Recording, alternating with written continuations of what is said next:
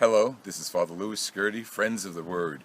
We're here in Galway. We're at Nuns Island. We just attended Holy Mass at the cathedral, which is very beautiful.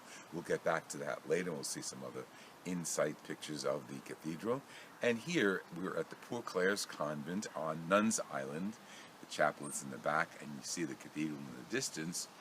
We're here visiting the Sisters of the Poor Clare, as well as the cathedral and the beautiful sights of Galway, Ireland. The weather today is cool.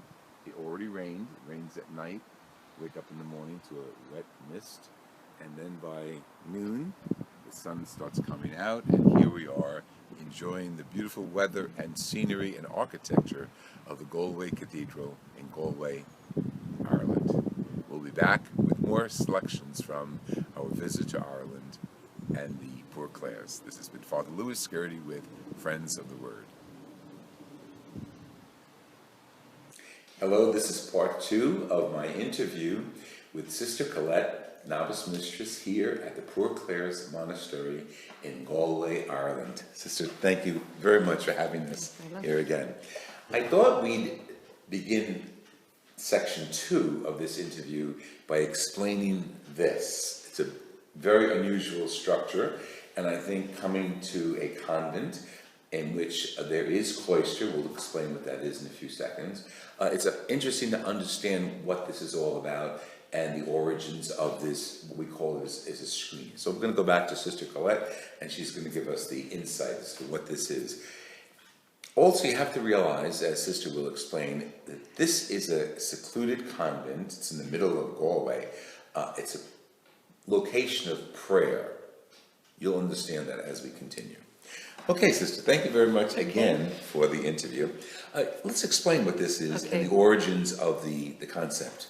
Well, we take a vow of enclosure.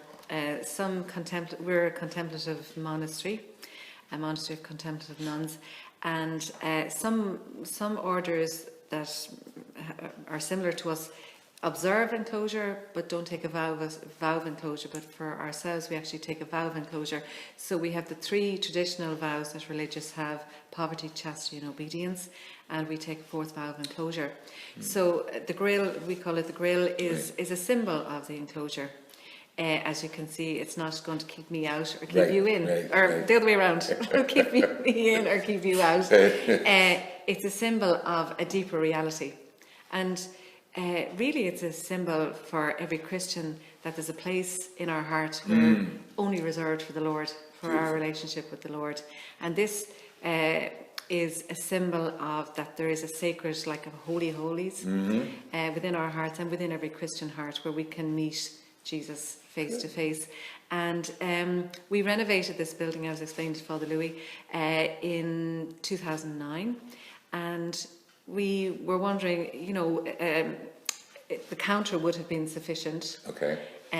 But did we want to retain the grill? And all of the sisters, except for one, I could say bar one, and that would be fun, felt, yes, we wanted to retain a grill of some kind, but we didn't want it to be imposing, that it would be a barrier or put a distance between ourselves, because as I say, there's a mutual relationship between ourselves and the people who come to us. People come looking for prayers, and so that it's not a barrier between relationship and between explaining our lives, and yet it leaves a question mark. Why? So for us, we wanted to retain it because it does speak without saying anything. Yes. And I think that we've come to a good solution. We had great meetings kind of trying to design it, because we wanted to get away. The previous one had bars down, and it was a beautiful grill too. The metal in it was lovely, but it was dark. It was a metallic finish, and it just, in photographs, so that it looked dark, and the kind of downward bars kind of give an impression of prison, which is not. No. I'm not imprisoned here, and so we didn't want to give that impression, and yet we wanted to retain something so it's bright, and there's various interpretations of what it actually is trying to capture. The sun or the Eucharist, or there's all kinds of things, but so it's a symbol of the fact that we have stepped back from maybe mainstream life We're still very much part of the world. We're not. We're human, fully alive, and yet we've taken a step back to be in the world for the world, Yes. but in a, I suppose, in a deeper way to kind of concentrate on the Lord, and it's to facilitate that. It's not an imposition. No. So the sisters here don't go into the city. Not usually. We St. Clare had things like for necessary, reasonable. St. Clare's the founder of the with Clares St. with St. Francis, Right. and so she, so we. She would say we never leave except for, and so for us it would be dental, if we go to the dentist or the optician or the hospital for tests, Okay. or to exercise, to vote, Okay. constitutional rights. I was trying to think of the word. So for necessary reasons, Okay. but other than that we don't. Okay. Yeah. And- And occasionally as well we have a federation of poor Clares in Ireland, and they may run a course every few years or something like that. Oh, and you'll all meet. Okay. How many convents or monasteries throughout Ireland are there? There are 6 6. or 7, 6 I think. Okay. And spread throughout the country. Yes, yeah. Are they in the north? They were in Belfast, but they closed in Belfast 2 years ago. Okay. Yeah, So now they're unfortunately. Yeah. Interesting. The outside world, I want to bring that in for a second. When guests come, who are the guests and who are the people who come? Well, to the parlour, usually this is the parlour this would be where we'd meet our families, and sisters would have a few close friends maybe that come to visit them, so they would be usually the visitors. But we have a lot of people coming to the door and they meet sisters. They come to the door looking for prayers. They may want to meet a sister, they may not, and if they do, a sister is available to talk to them. Sometimes they just want to write a petition and leave it there. So they would come to the front door and there's a reception area there. It's only if they wanted to talk about something more personal that they could come into the parlour. That is not necessarily usually. And how many of these parlours do you have? We have 3 parlours. And because yesterday when we came, we went with Anne in the parlour named St. Anthony. Oh yes, that's Each the one smallest has its own name. Yeah, That's so great. this is St. Clare's, the big St. one. Clare's, that's Yeah. great. Let's talk about St. Clare, the origins of the poor Clares. I know St. Francis was an associate of hers. Yes, she was very inspired by St. Francis. He was older than her, but they were contemporaries. And she used to meet him secretly with a companion, and she heard him preaching. And through that, she left home one night when she was 18. Very brave. She went through what was called the door of death. She was of the nobility, so they were a very important family.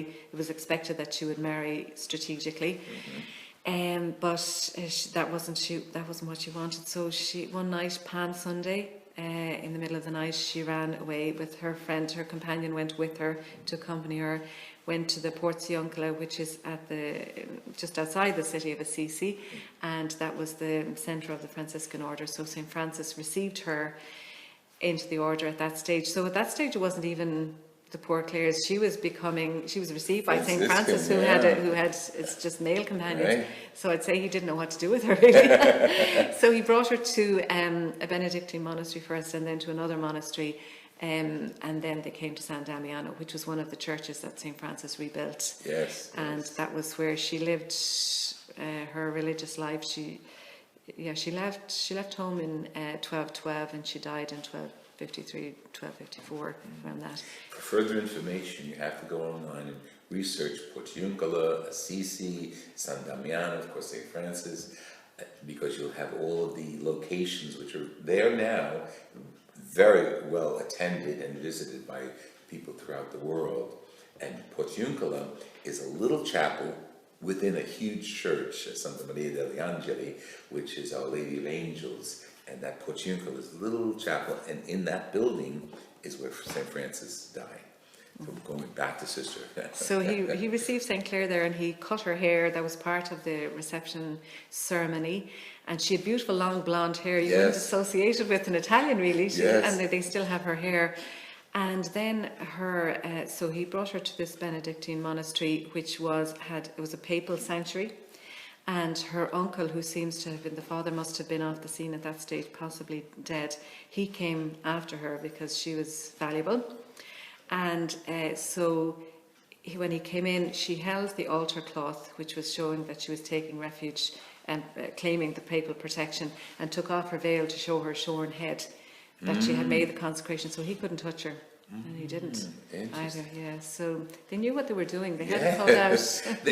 Yes, exactly. Sometimes you get the idea that he was naive and she was naive. They weren't. They were very intelligent, well-trained, educated. Yeah, and she had a focus. Kind of very much. She certainly had a focus in the sense of she, even you can see with her rule, she was the first lady to write a rule for religious women, and you can see what she took from the Franciscan rule and what's her own. Right. So she very much had a mind of her own. So when you originally came and you met with the abbess here, did she educate you in the ways of the Franciscan ideal, charism, or did you do that on your own? I suppose it was very conversational. Good. You know, we just used to chat. And I suppose just in the course of that, you were getting more. I didn't know that much about St. Clare before I entered. I just was attracted to it being Franciscan and being a vocation of prayer. And I suppose I just grew in my appreciation of her since I entered more than I didn't know that much about her. What did your girlfriend peers think of you when you said, "You see that convent over there? I'm going to join them"? Yeah. Oh, I got all kinds of reactions, really. And, you know, it was amazing. Some people that you thought would understand, because I was involved at prayer meetings for a few years before I entered, 3 or 4 years. And so some of my girlfriends would know that. Yes. So they knew that I was taking my faith seriously, and yet they could see I was still having a good social life. So some of them were amazed, and some of them were not surprised either.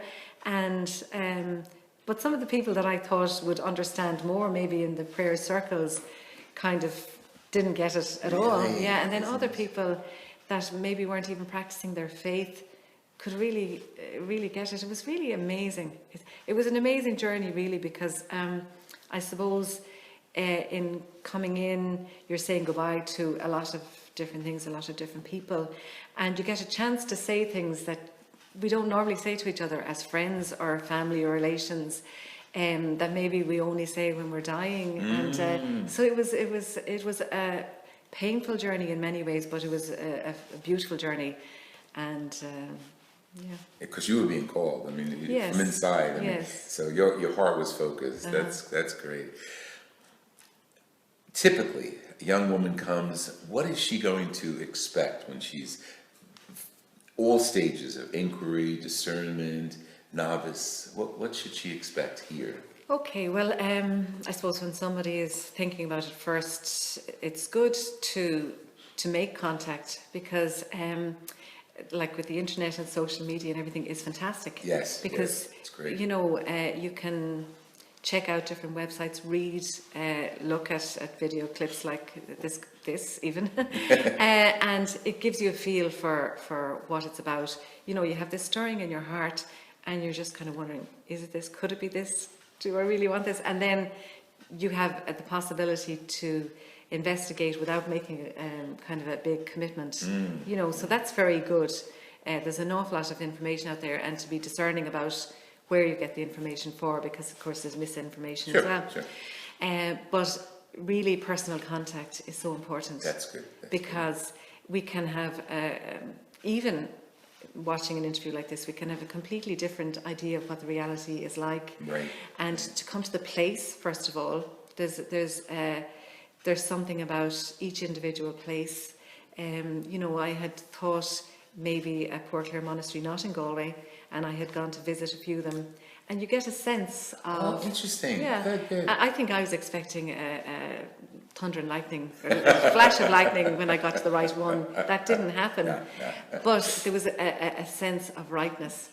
Right. So it's the same, I suppose, when when you meet somebody, if you're attracted to someone, you can't put your finger on it. Exactly. But you just know there's something there, And so it's the same. There is something about the place. And people even say location. Yeah, and when they come into the monastery here, even though we're in the centre of the city, that it's so peaceful and everything. It's heavenly, really. And we cross the bridge and it's another world. We were saying it yesterday. It's so peaceful here, outside and inside. Yeah. What's interesting, I want to tell you two things. This morning, because I celebrated Mass, some of the friends that I was visiting here came. Now, one of them is from Holland, and we had a long conversation the other day, and they have no faith. I mean, she has no faith, okay, no religious faith. She's excited about her children talking about God, but she didn't grow up with God. I mean, I don't know what that's like to grow up without any knowledge of religion, okay? So she said, but that's most of the countries like that. And she heard I was here today, and she came, and she was so impressed. I don't think she's ever been to a Catholic Mass. And this was simple, but it was beautiful with the singing of the sisters. So I think your mission went out through the gates and into Holland eventually, because it touched the simplicity and the peace. Amazing. Touched her. I know it did. Yeah. And it was just a beautiful experience to be here. You said before that you're not in prison. We were talking about these. Your choice was to leave the world. Yet I've spoken to yourself, Sister Faustina, a few other sisters. You guys are very aware of what's going on out there. You obviously you're educated. You read. Let us know more about that. What's that all about? Well, it's important to know what's happening in the world. Yes. I mean, we're here before the Lord, like Moses was really interceding before the Lord, bringing people's petitions. So people come, as I said earlier, to ask for prayers. So we have a volume of people coming to the door looking for prayers all the time. Letters also, and so from that, you get a great insight into the burdens that people are carrying, and often silently, really, people don't know the burdens that other people are carrying. We can put on a brave face, but then when you meet people face to face, or they pour their heart out in a letter, you can really see what's going on in people's lives. So that is illuminating. Then, our families, the contacts that we have with them, and also a few of the sisters would listen to the radio news at 1 o'clock every day, and just to keep abreast of what's happening and fill the rest of us in. Then we get a Catholic newspaper every week. So that's very good on world news as well. Sure. It's very important because we're here representing the world and praying for the world. And it would be a misunderstanding to think that the sisters who embrace this life escape the world. You're praying for the world and for us outside in the trenches. You couldn't stay here if you were trying to escape the world. Good. Why? Because we carry ourselves in with the world. So if you're trying to escape, what are you trying to escape from? Usually it's our own responses to our own wounds and hurts. And if you didn't have the vocation to live in enclosure, you couldn't stay. Our way of life. I think that there are an awful lot more ways to escape outside. If you're having a bad day, you can check something out on YouTube, or get a video, or go to the movies, or go for a drink, ring somebody. You don't have those opportunities here, so you're left with your own fragility. And it's in that actually that we find the Lord. But there's no escaping what's going on in our own hearts, especially in here. There's no chaining the word of the Lord, and there's no escaping from the world. Yeah. This has been Father Louis Skirty with Sister Colette, Mistress of Novices here at the Clare Monastery in Galway, Ireland. We're going to have another interview in a few moments, and you'll see it in subsequent segments. But you realize with each segment we've had so far, we've gone deeper into the life of the sisters and the transcendent spirituality and yet connection with God that they have as the sisters, pray for us out there and come into a greater appreciation of their own spirituality inside the convent. This has been Father Louis Skirty and Sister Colette with Friends of the Word. We thank you for joining us, and we ask you to tune in to our next segments. And we're going to put information on our credits for how to get in touch with these sisters here in Galway and other poor Clares throughout the world, because this is the World Wide Web. Thank you. Keep the word alive and well. God bless you.